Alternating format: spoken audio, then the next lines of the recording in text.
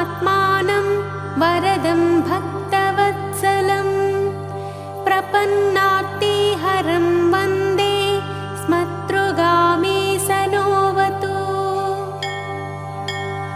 दीनबन्धुं कृपासिन्धुं सर्वकारणकारणं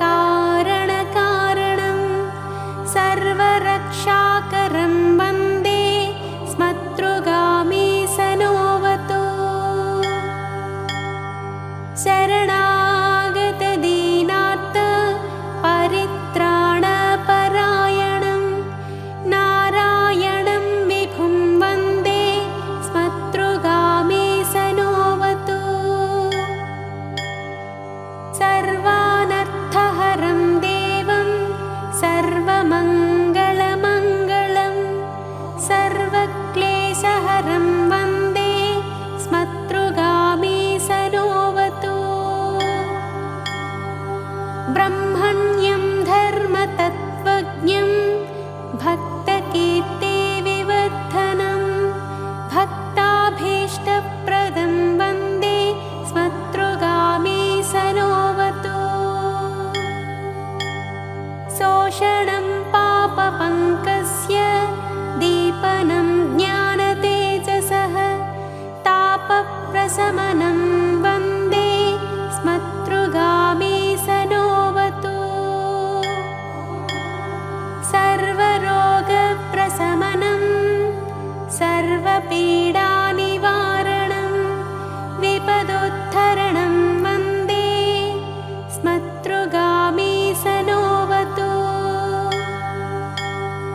जन्मसंसारबन्धज्ञं स्वरूपानन्ददायकं निःश्रेयसपदं वन्दे स्मतृगामीसनोऽवतु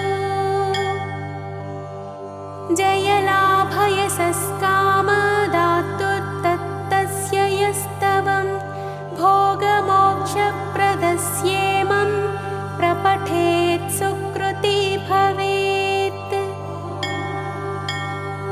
इति श्रीदत्तस्तवम्।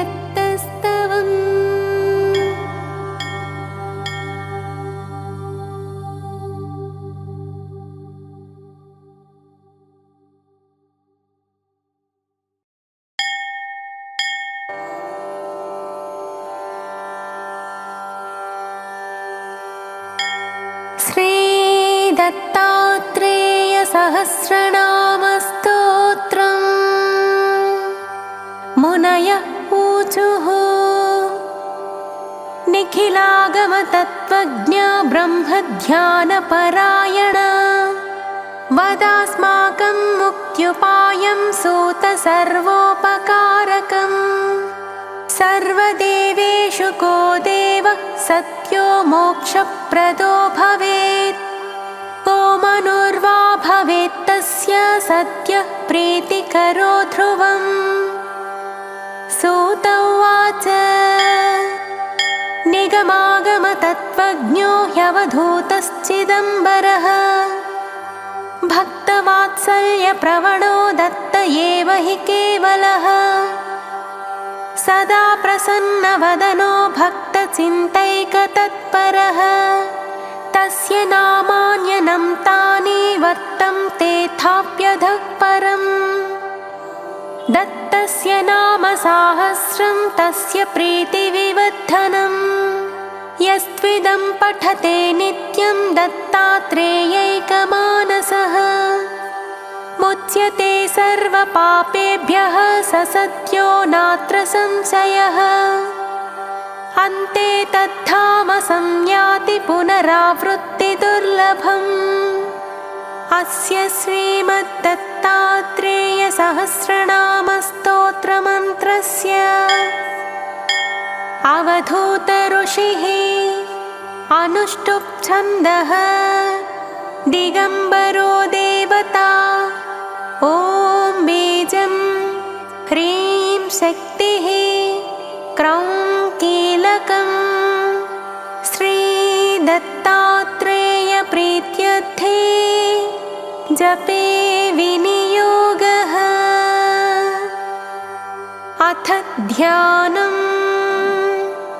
दिगम्बरं भस्मविलेपिताङ्गं बोधात्मकं मुक्तिकरं प्रसन्नं निर्मानसं श्यामतनुं भजेऽहं दत्तात्रेयं ब्रह्मसमाधियुक्तम् अथ स्तोत्रम् दत्तात्रेयो महायोगी योगेशश्चामरप्रभुः मुनिर्दिगम्बरो बालो मायामुक्तो मदापहः अवधूतो महानाथः शङ्करो मरवल्लभः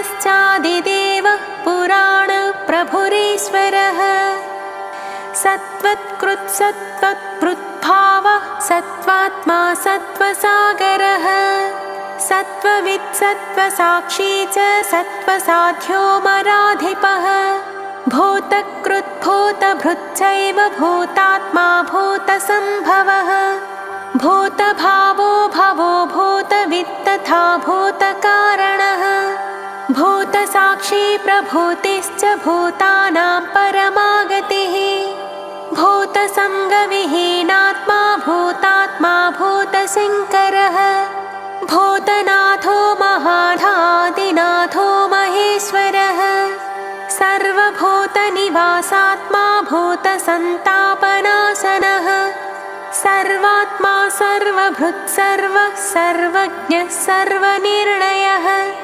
सर्वसाक्षी बृहद्भानुः सर्ववित् सर्वमङ्गलः शान्तः सत्यः समः पूर्णो एकाकी कमलापतिः रामो रामप्रियश्चैव विरामो रामकारणः शुद्धात्मा पावनोऽनन्तः प्रतीतः परमार्थभृत् हंससाक्षी विभुश्चैव प्रभुः प्रलय इत्यपि सिद्धात्मा परमात्मा च सिद्धानां परमागतिः सिद्धिसिद्धस्तथा साध्यः साधनो ह्युत्तमस्तथा सुलक्षणः सुमेधावी विद्यावान् विगतान्तरः विज्वरश्च महाबाहुर्बहुलानन्दवर्धनः अव्यक्तपुरुषः प्राज्ञः परज्ञः परमार्थतृप्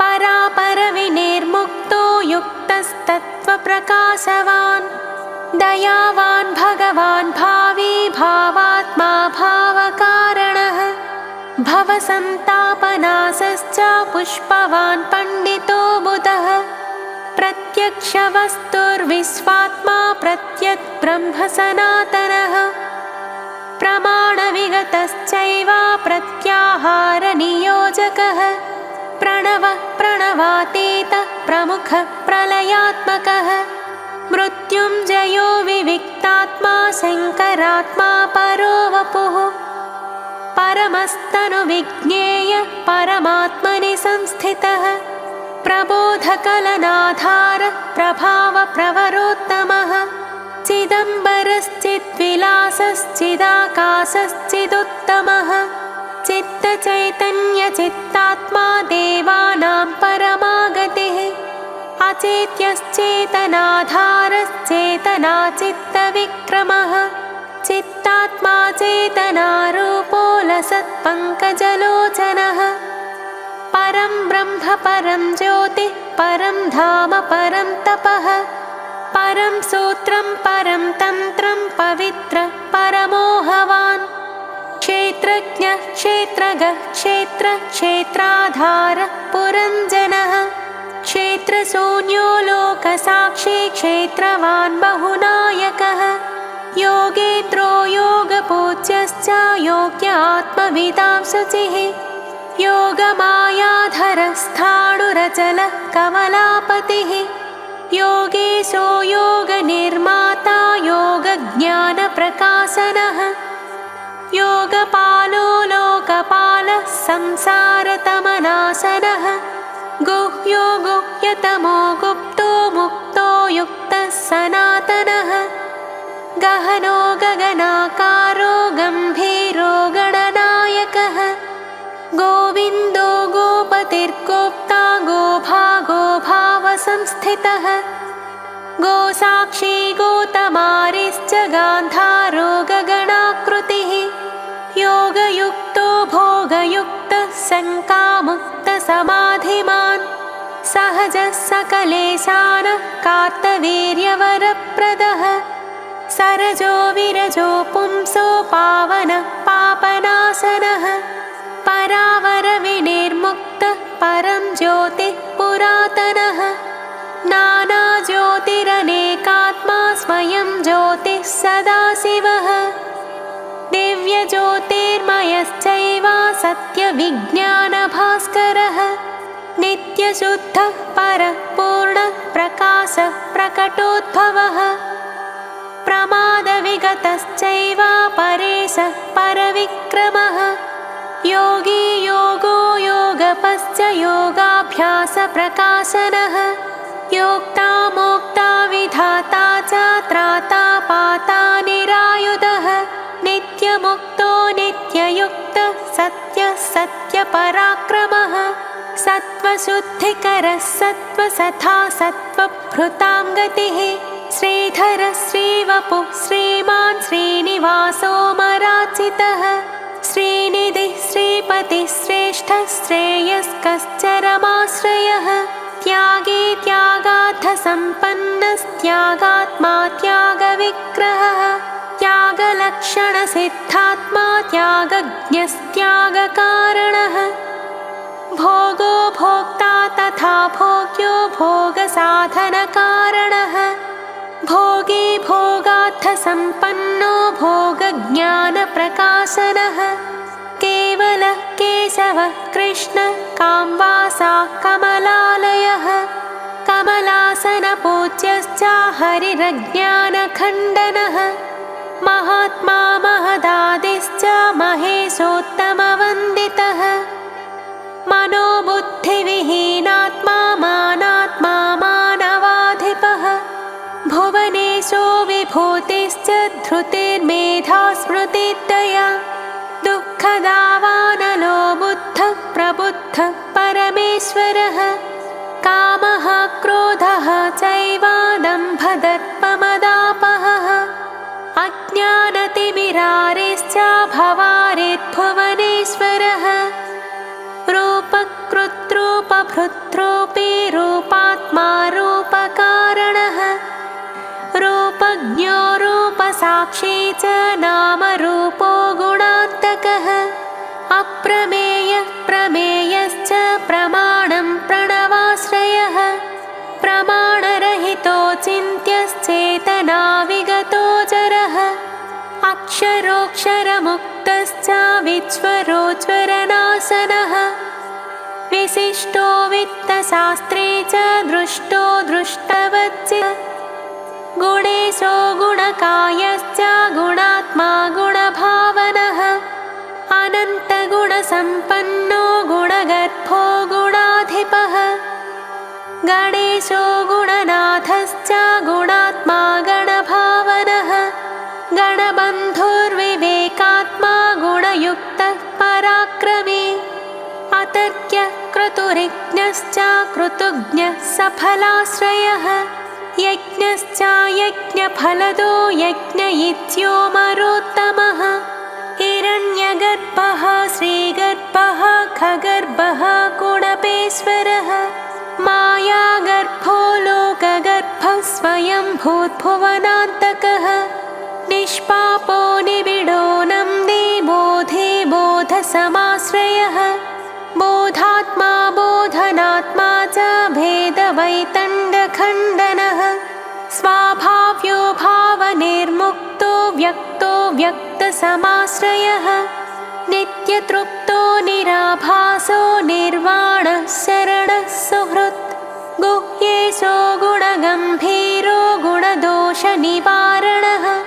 गुणसङ्गविहीनश्च योगारेतर्पणासनः आनन्दः परमानन्दः स्वानन्दसुखवर्धनः सत्यानन्दश्चिदानन्दः सर्वानन्दपरायणः सद्रूपः सहजः सत्यः स्वानन्दः सुमनोहरः सर्वः सर्वान्तरश्चैव पूर्वात् पूर्वतरस्तथा खमयः खपरः खादिः खं ब्रह्म खतनुः खगः खवासाः खविहीनश्च खनिधिः खपराश्रयः अनन्तश्चादिरूपश्च सूर्यमण्डलमध्यगः अमोघः परमामोघः परोक्षः परदः कविः विश्वचक्षुर्विश्वसाक्षी विश्वबाहुधनेश्वरः धनञ्जयो महातेजास्तेजिष्ठसैजसः सुखी ज्योतिर्ज्योतिर्मयो जेता ज्योतिषां ज्योतिरात्मकः ज्योतिषामपि ज्योतिश्च जनको जनमोहनः जितेन्द्रियो जितक्रोधो जितात्मा जितमानसः जितसङ्गो जितप्राणो जितसंसारवासनः निर्वासनो निरालम्बो निर्योगक्षेमवर्जितः निरीहो निरहङ्कारो निराशीर्निरुपाधिकः नित्यबोधो विविक्तात्मा विशुद्धोत्तमगौरवः विद्यार्थी परमार्थी च श्रद्धार्थी साधनात्मकः प्रत्याहारी निराहारी सर्वाहारपरायणः नित्यशुद्धो निराकाङ्क्षी पारायणपरायणः अणुरणुतरः सूक्ष्मस्थूलस्थूलतरस्तथा एकस्तथानेकरूपो विश्वरूपः सनातनः नैकरूपो विरूपात्मा नैकबोधमयस्तथा नैकनाममयश्चैव नैकविद्याविवर्धनः एकश्चैकान्तिकश्चैव नानाभावविवर्जितः एकाक्षरस्तथा बीजः पूर्णबिम्बः सनातनः मन्त्रवीर्यो मन्त्रबीजः शास्त्रवीर्यो जगत्पतिः नानावीर्यधरश्चैव शक्रेशः पृथिवीपतिः प्राणेशः प्राणदः प्राणः प्राणायामपरायणः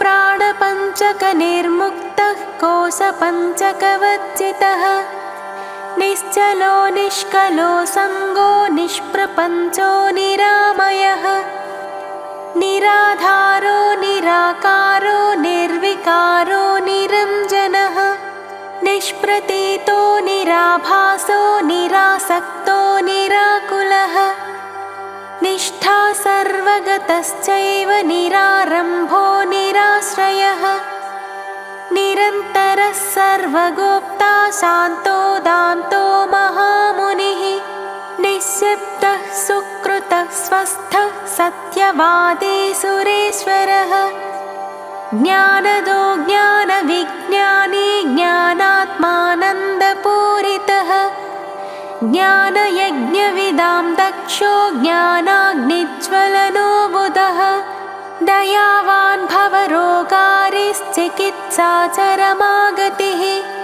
चन्द्रमण्डलमध्यस्थश्चन्द्रकोटिषु शीतलः यन्त्रकृत्परमो यन्त्री यन्त्रारूढापराजितः यन्त्रविद्यन्त्रवासश्च यन्त्राधारो धराधरः तत्त्वज्ञस्तत्त्वभूतात्मा महत्तत्त्वप्रकाशनः तत्त्वसङ्ख्यानयोगज्ञा साङ्ख्यशास्त्रप्रवर्तकः अनन्तविक्रमो देवो माधवश्च धनेश्वरः साधुः साधुवरिष्ठात्मा सावधानो मरोत्तमः निस्सङ्कल्पो निराधारो दुर्धरो ह्यात्मवित्पतिः आरोग्यसुखदश्चैव प्रवरो वासवस्तथा परेशः परमोदारः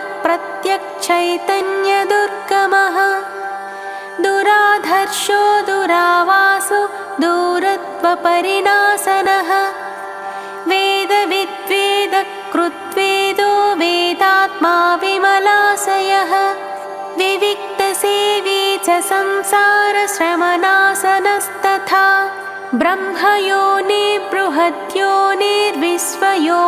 ब्रह्मयोनिर्बृहद्योनिर्विश्वयोनिर्विदेहवान् विशालाक्षो विश्वनाथो हाटकाङ्गदभूषणः अबाध्यो जगदाराध्यो जगदाज्यवपालनः जनवान् धनवान् धर्मे धर्मगो धर्मवर्धनः अमृतः शाश्वतः साध्यः सिद्धिदः सुमनोहरः खलु ब्रह्म खलु स्थानो मुनीनां परमागतिः उपद्रष्टा तथा श्रेष्ठः शुचिभूतो ह्यनामयः वेदसिद्धान्तवेद्यश्च मानसाह्लादवर्धनः देहादन्यो गुणादन्यो लोकादन्यो विवेकवित् दुष्टस्वप्नहरश्चैव गुरुर्गुरुवरोत्तमः कर्मे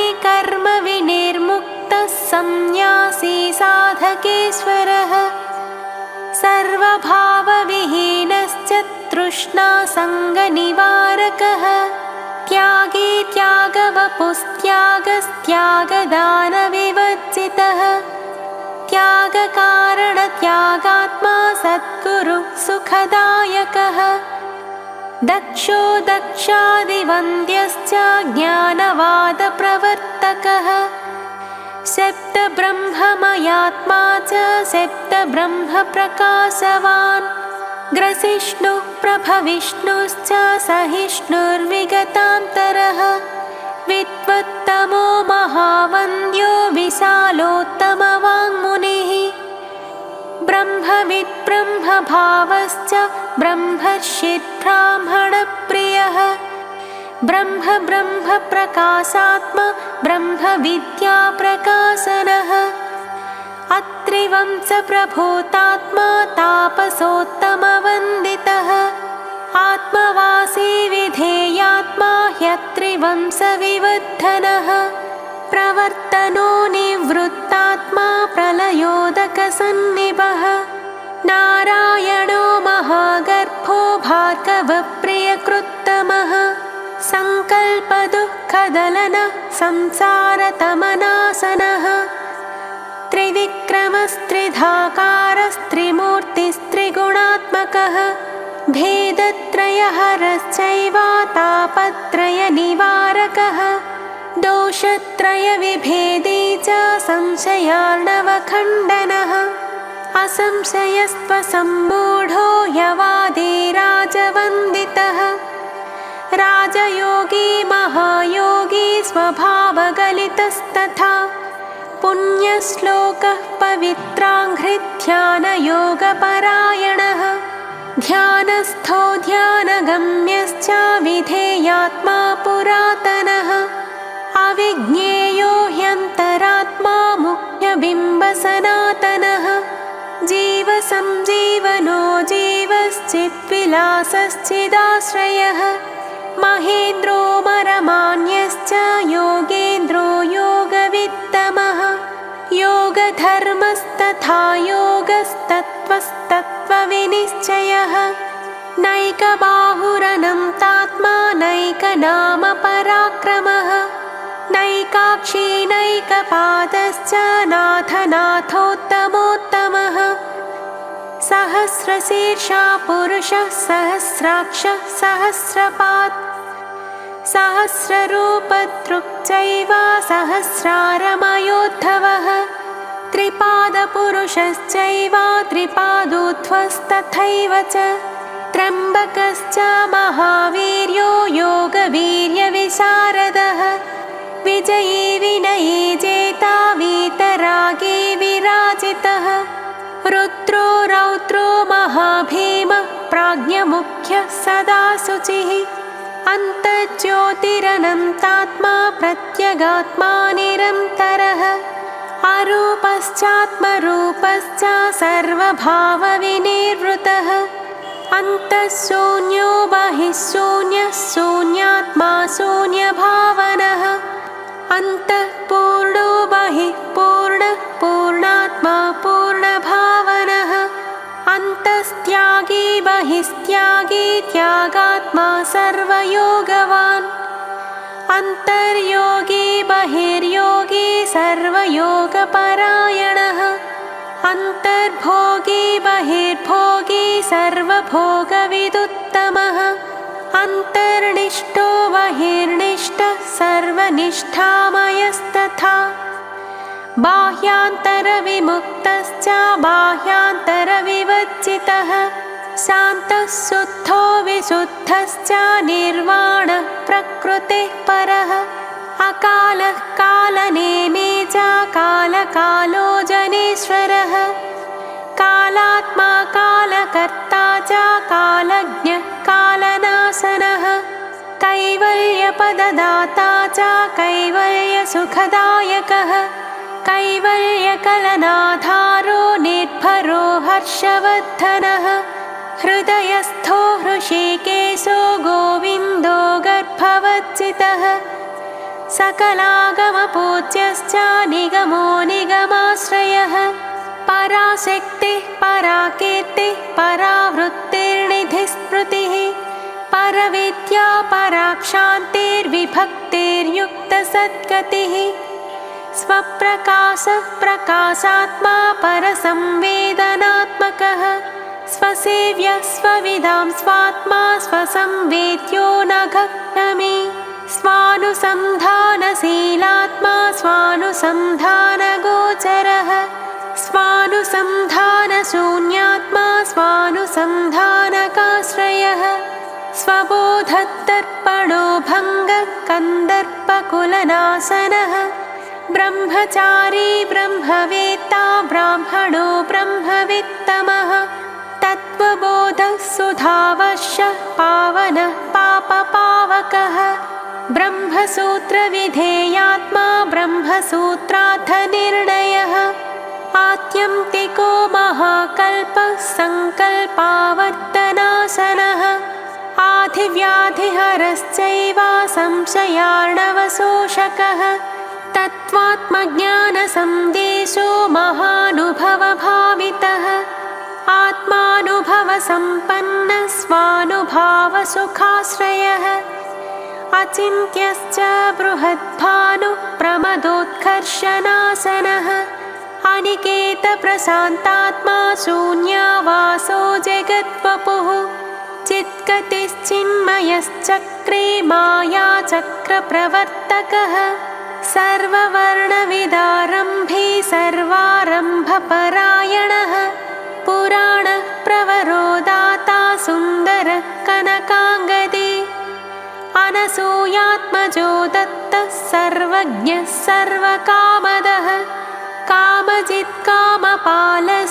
कामी कामप्रदागमः कामवान् कामशोषश्च सर्वकामनिवर्तकः सर्वकर्मफलोत्पत्तिः सर्वकामफलप्रदः सर्वकर्मफलैः पूज्यः सर्वकर्मफलाश्रयः विश्वकर्मा कृतात्मा च कृतज्ञः सर्वसाक्षिकः सर्वारम्भपरित्यागी जडोन्मत्तपिशाचवान् भिक्षुर्भैक्षाकरश्चैव भैक्षाहारी निराश्रमी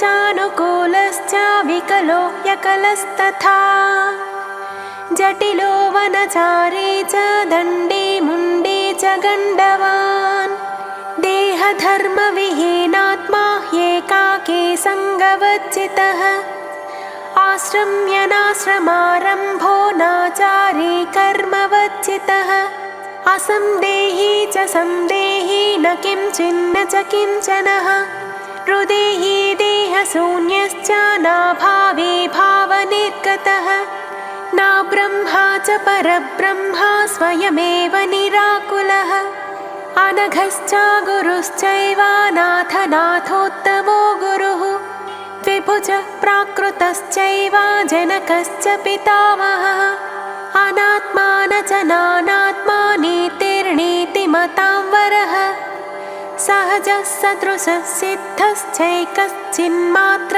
एव च न कर्ता द्रष्टापि च कर्ता च भोक्ता भोगविवर्जितः तुरीयस्तुरीयातीतः स्वच्छः सर्वमयस्तथा सर्वाधिष्ठानरूपश्च सर्वध्येयविवर्जितः सर्वलोकनिवासात्मा सकलोत्तमवन्दितः देहभृद्देहकृच्चैव देहात्मा देहभावनः देही देहविभक्तश्च देहभावप्रकाशनः लयस्थो लयविच्चैव लयाभावश्च बोधवान् लयातीतो लयस्यान्तो लयभावनिवारणः विमुखः प्रमुखश्चैव प्रत्यन्मुखवदाचरी विश्वभुग्विश्वधृक् विश्वो विश्वक्षेमकरस्तथा अविक्षिप्तो प्रमादी च परद्धिः परमार्थदृक् स्वानुभावविहीनश्च स्वानुभावप्रकाशनः निरिन्द्रियश्च निर्बुद्धिर्निराभासो निराकृतः निरहङ्काररूपात्मा निर्वपुः सकलाश्रयः शोकदुःखहरश्चैव भोगमोक्षफलप्रदः सुप्रसन्नस्तथा सूक्ष्मः शब्दब्रह्मार्थसङ्ग्रहः आगमापायशून्यश्च स्थानदश्च सताङ्गतिः अकृतः सुकृतश्चैव कृतकर्मा विनिर्वृतः भेदत्रयहरश्चैव देहत्रयविनिर्गतः सर्वकाममयश्चैव सर्वकामनिवर्तकः सिद्धेश्वरो जरः पञ्चबाणदर्पहुतासनः चतुरक्षरबीजात्मा स्वभोश्चित्कीर्तिभूषणः अगाधबुद्धिरक्षुब्धश्चन्द्रसूर्याग्निलोचनः यमदंश्रोतिसंहर्ता परमानन्दसागरः लीलाविश्वम्भरो भानुर्भैरवो भीमलोचनः ब्रह्मचर्माम्बरः कालस्त्वचलश्चलनान्तकः आदिदेवो जगद्योनिर्वासवारिविमर्दनः विकर्मकर्मकर्मज्ञो अनन्यगमको गमः अबद्धकर्मशून्यश्च कामरागकुलक्षयः योगान्धकारमथनः पद्मजन्मादिवन्दितः भक्तकामोऽग्रजश्चक्रे भावनिर्भावभावकः भेदान्तको महानग्र्यो निगूहो गोचरान्तकः कालाग्निशमनः शङ्खचक्रपद्मगदाधरः दीप्तो दीनपतिः शास्ता स्वच्छन्दो मुक्तिदायकः व्योमधर्माम्बरो भेत्ता भस्मधारी धराधरः धर्मगुप्तोन्मयात्मा च व्यतिरेकार्थनिर्णयः एकानेकगुणाभासा भासनिर्भासवर्जितः भावाभावस्वभावात्मा भावाभावविभाववित् योगी हृदयविश्रामोऽनन्तविद्याविवर्धनः विज्ञान्तकस्त्रिकालज्ञस्तत्त्वात्मा ज्ञानसागरः इतीदं दत्तसाहस्रं सायं प्रातः पठेत्तु यः स इहामुत्र लभते निर्वाणं परमं सुखम् गुरुवारे दत्तभक्तो भक्तिभावसमन्वितः पठेत् सदैव यो ह्येतत् स लभेत् चिन्तितं ध्रुवम् इति श्रीमद्दत्तात्रेयपुराणे श्रीदत्तात्रेयसहस्रनामस्तोत्रम्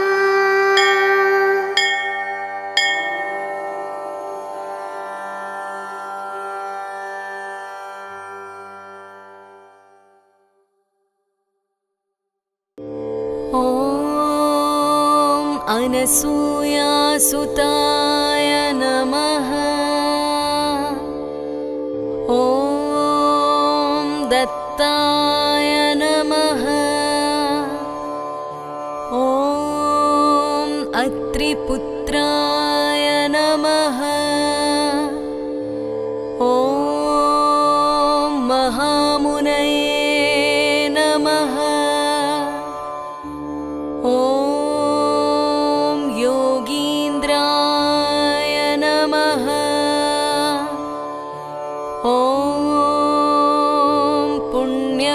पुरुषाय नमः। ॐ देवेशाय नमः। ॐ जगदीश्वराय नमः। ॐ परस्मै ब्रह्मणे नमः। ॐ सदानन्दाय नमः। ॐ जगद्गुरवे नमः। ॐ नित्यतृप्ताय नमः। ॐ निर्विकाराय नमः। ॐ निर्विकल्पाय नमः। ॐ निरञ्जनाय नमः। ॐ गुणात्मकाय नमः। ॐ गुणातीताय नमः। ॐ ब्रह्मविष्णुशिवात्मकाय नमः। ॐ नानारूपधराय नमः। ॐ नित्याय नमः। ॐ शान्ताय नमः। ॐ दान्ताय नमः। ॐ कृपानिधये नमः। ॐ भक्तप्रियाय नमः। ॐ भवहराय नमः। ॐ भगवते नमः। ॐ भवनाशनाय नमः। ॐ आदिदेवाय नमः। ॐ महादेवाय नमः। ॐ सर्वेशाय नमः। ॐ भुवनेश्वराय नमः।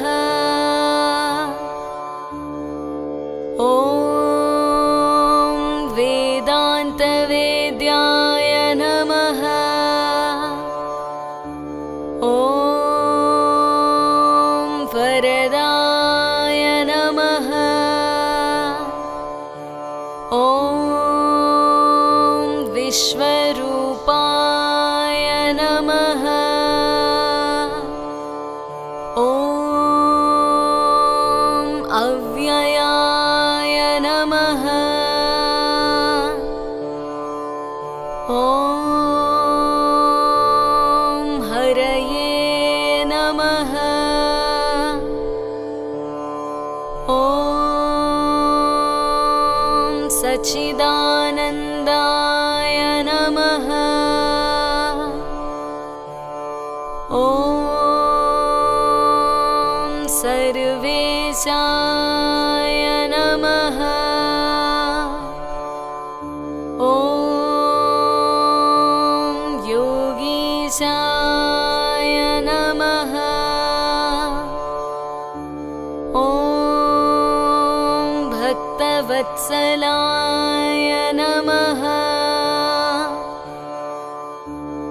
ॐ दिगम्बराय नमः। ॐ दिव्यमूर्तये नमः। ॐ दिव्यभूतिविभूषणाय नमः। ॐ अनादिसिद्धाय नमः। ॐ सुलभाय नमः।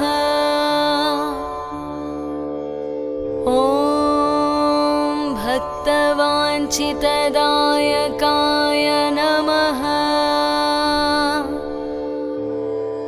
ॐ एकाय नमः। ॐ अनेकाय नमः। ॐ अद्वितीयाय नमः। ॐ निगमागमपण्डिताय नमः। ॐ भुक्तिमुक्तिप्रदात्रे नमः। ॐ कार्तवीर्यवरप्रदाय नमः। ॐ सस्वताङ्गाय नमः। ॐ विशुद्धात्मने नमः। ॐ विश्वात्मने नमः। ॐ विश्वतोमुखाय नमः। ॐ सर्वेश्वराय नमः। ॐ सदा तुष्टाय नमः। ॐ सर्वमङ्गलदायकाय नमः। ॐ निष्कलङ्काय नमः। ॐ निराभासाय नमः। ॐ निर्विकल्पाय नमः। ॐ निराश्रयाय नमः। ॐ पुरुषोत्तमाय नमः। ॐ लोकनाथाय नमः। ॐ पुराणपुरुषाय नमः। ॐ अनघाय नमः। ॐ अपारमहिम्ने नमः। ॐ अनन्ताय नमः। ॐ आद्यन्तरहिताकृतये नमः। ॐ संसारवनदावाग्नये नमः। ॐ भवसागरतारकाय नमः। ॐ श्रीनिवासाय नमः।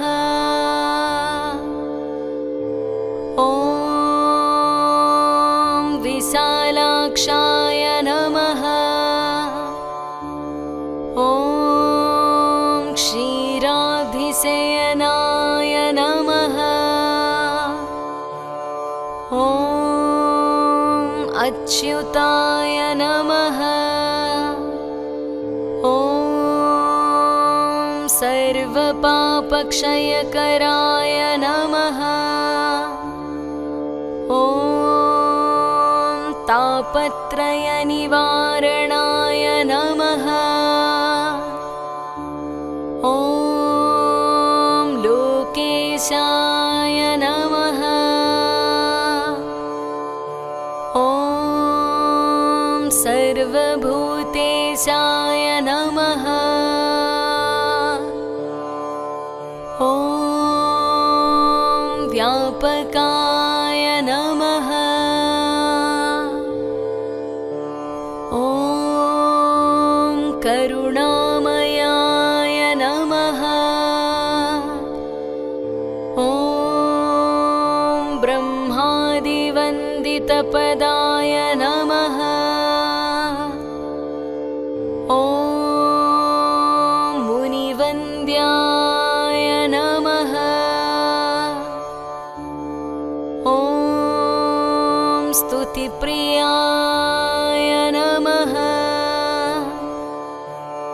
ॐ नामरूपक्रियातीताय नमः। ॐ निःस्पृहाय नमः। ॐ निर्मलात्मकाय नमः। ॐ मायाधीशाय नमः। ॐ महात्मने नमः। ॐ महादेवाय नमः। ॐ महेश्वराय नमः। ॐ व्याघ्रचर्माम्बरधराय नमः। ॐ नागकुण्डलभूषणाय नमः। ॐ सर्वलक्षणसम्पूर्णाय नमः। ॐ सर्वसिद्धिप्रदायकाय नमः। ॐ सर्वज्ञाय नमः। ॐ करुणासिन्धवे नमः। ॐ सर्पहाराय नमः। ॐ सदाशिवाय नमः। ॐ सह्याद्रिवासाय नमः। ॐ सर्वात्मने नमः। ॐ भवबन्धविमोचनाय नमः। ॐ विश्वम्भराय नमः। ॐ विश्वनाथाय नमः। ॐ जगन्नाथाय नमः। ॐ जगत्प्रभवे